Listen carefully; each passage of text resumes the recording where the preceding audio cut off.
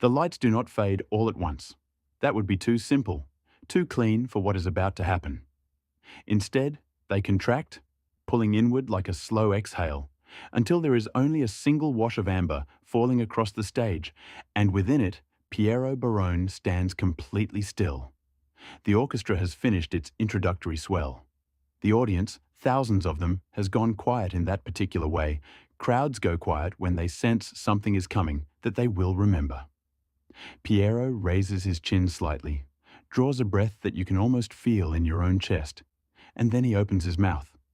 What comes out is not merely a note, it is weight made audible. It is something that travels the distance between the stage and every seat in the room simultaneously, landing differently in each person, but landing nonetheless. The silence before the applause is its own kind of testament.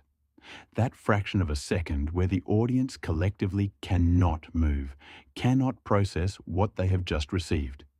And then the room erupts.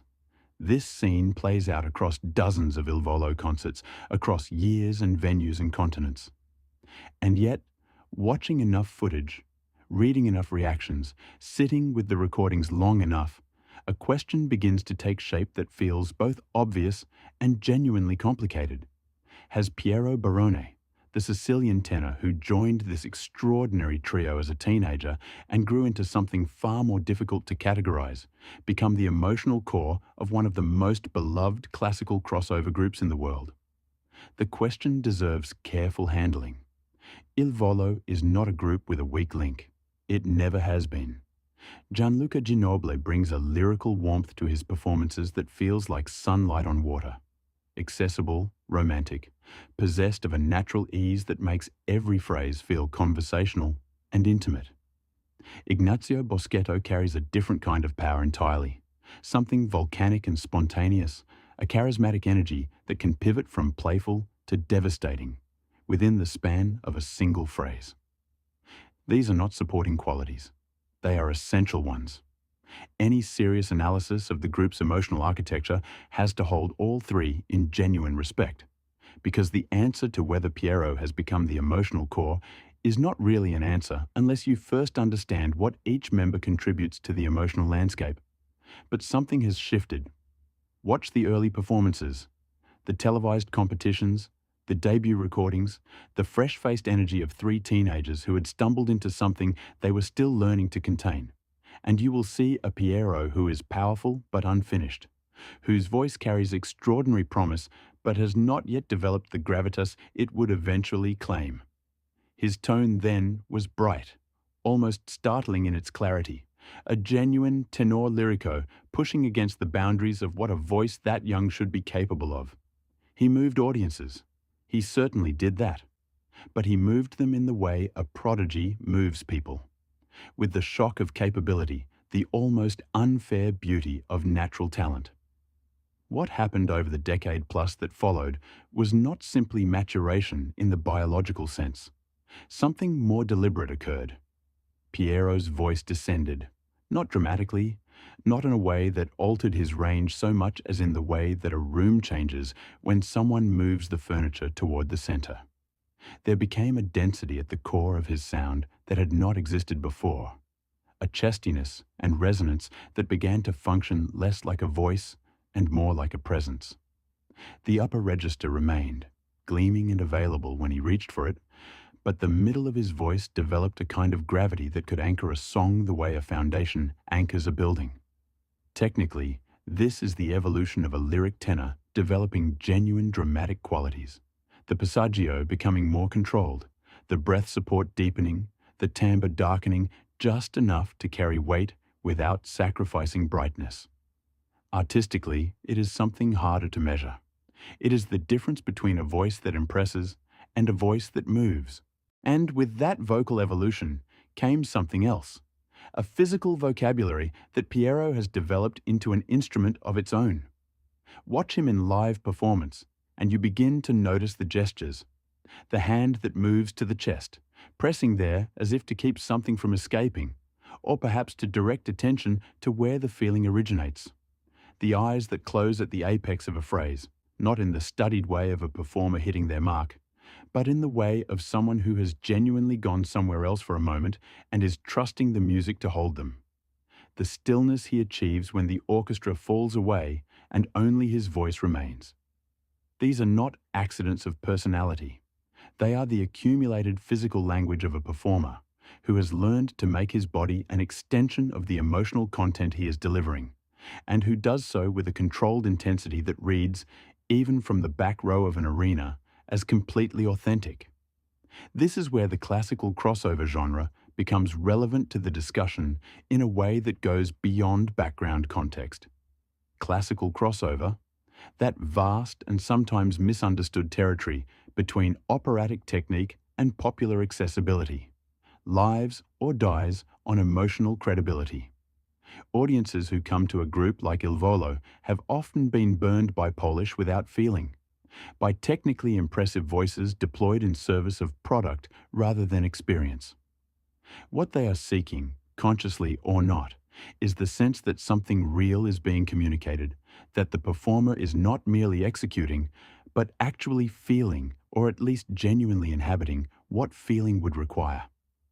This is a very specific kind of artistic trust, and it is not easily earned. It demands consistency. It demands that the emotion visible on a face in the seventh row be legible as the same emotion visible to the person watching on a phone screen 3 years later. Very few performers achieve this kind of emotional transparency at scale. Piero increasingly has. Consider how the trio handles the dramatic ballad. The big Neapolitan repertoire, the sweeping cinematic pieces, the songs that ask for something vast and unguarded. These are the songs where the question of emotional leadership becomes most audible, where you can hear quite clearly who is carrying the weight and how. Gianluca brings to these pieces his particular gift for lyrical tenderness, the phrase shaped with a caressing softness that makes you feel held rather than overwhelmed. He is, in the most beautiful sense, a romantic tenor in the traditional mold. His voice a ribbon of warmth that draws the listener in rather than demanding their attention. Ignazio approaches the same material differently, with a quality that is harder to name but might be called generous extroversion.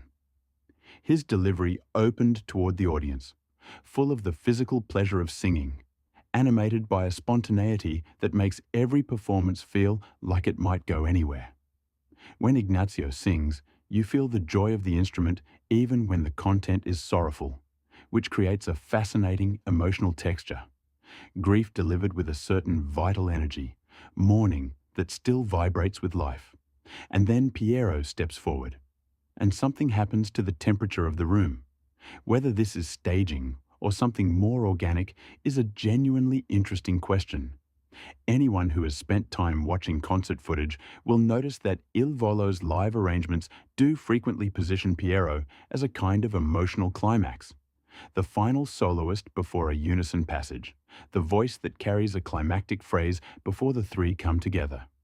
Is this a deliberate production decision, reflecting an assessment of where each voice creates maximum impact?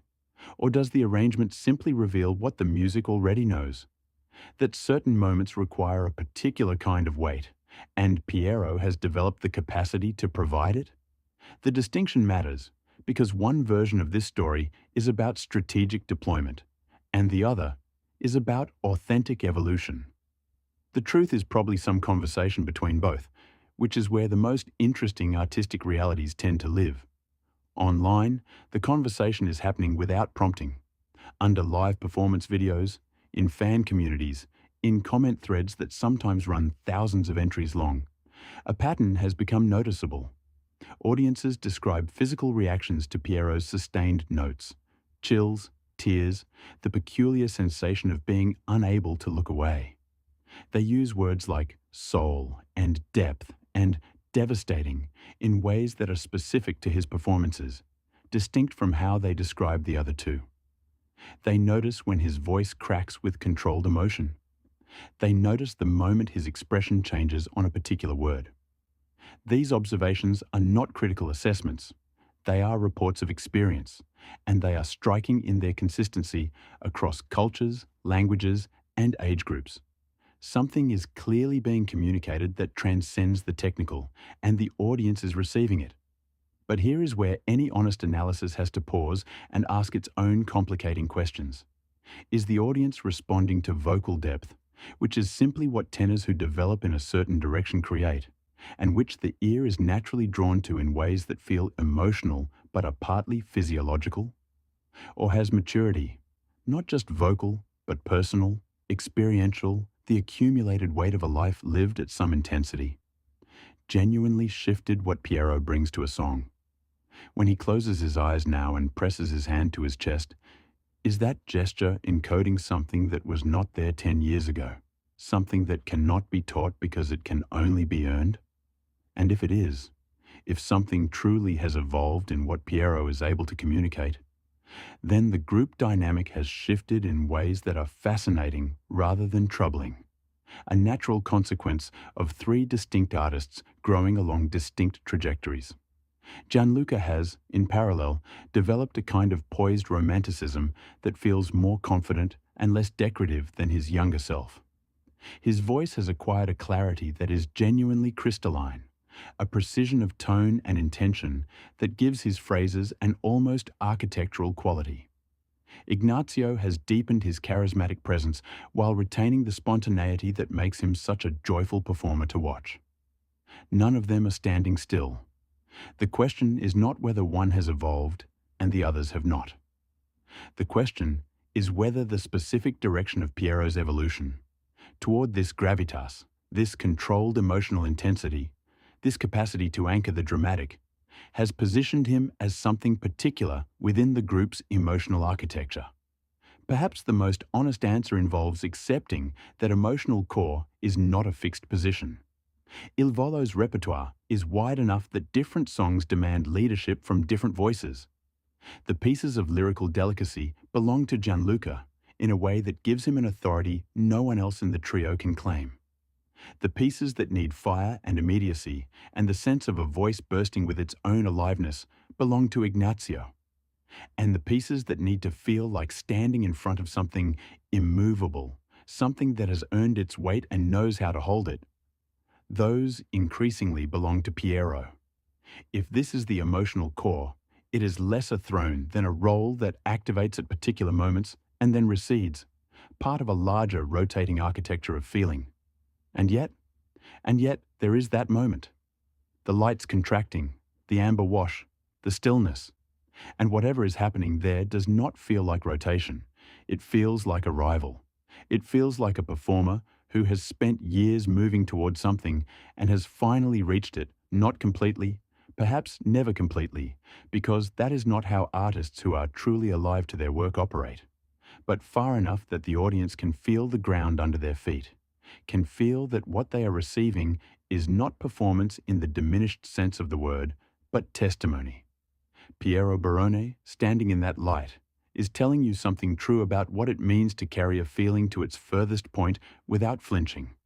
Whether that makes him the emotional core of Il Volo is perhaps less important than the fact that the question is worth asking, that it has to be asked with care, with respect for what all three members bring, with an understanding that the most extraordinary thing about this trio is not any one voice, but the conversation between all three, that ongoing, evolving, deeply human conversation between warmth and power and gravity, between softness and spontaneity and weight. If something has shifted in who leads that conversation, when the moment demands its most searching emotional note, it may simply be that Il Volo, like all genuinely alive artistic entities, is still becoming. And in the amber light, Piero leans into what he has become, and the room holds its breath, and then it remembers to applaud.